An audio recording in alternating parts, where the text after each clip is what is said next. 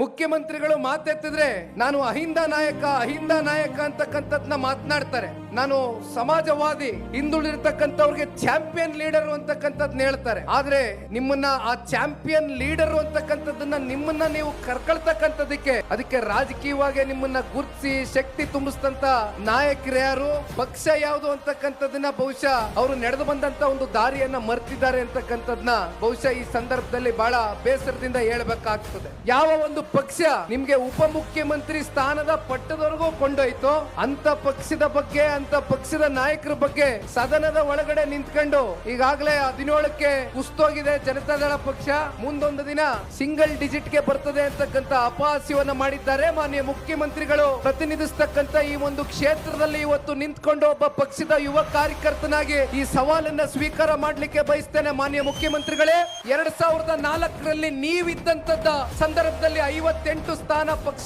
ಏನ್ ಪಡೀತೋ ಅದಕ್ಕೆ ಮೀರಿ ಒಂದು ಸ್ಥಾನ ಹೆಚ್ಚಿಗೆನಾದ್ರೂ ಜನತಾದಳ ಪಕ್ಷದ ಕಾರ್ಯಕರ್ತರು ಜನತಾದಳ ಪಕ್ಷಕ್ಕೆ ಹಾಗೂ ರಾಜ್ಯದ ಕನ್ನಡ ನಾಡಿನ 7.5 ಕೋಟಿ ಕನ್ನಡಿಗರ ಒಂದು ಆಶೀರ್ವಾದದಿಂದ ಮತ್ತೊಮ್ಮೆ 2028ಕ್ಕೆ ಜನಪರವಾದಂತ ಸರ್ಕಾರವನ್ನ, ಜನರಿಗೋಸ್ಕರ NDA ಮಿತ್ರಕೂಟದ ಸರ್ಕಾರವನ್ನ ರಚನೆ ಮಾಡತಕ್ಕಂತ ಸವಾಲನ್ನ ಸ್ವೀಕಾರ ಮಾಡಿ ನಮ್ಮ ಪಕ್ಷದ ಕಾರ್ಯಕರ್ತರು ರಾಜ್ಯದ ಮೂಲೆಯಲ್ಲೂ ಕೂಡ ಓಡಾಡ್ತಾರೆ ಅಂತಕ್ಕಂಥದ್ದು ನನಗೆ ಸಂಪೂರ್ಣ ಆತ್ಮವಿಶ್ವಾಸ ಇದೆ.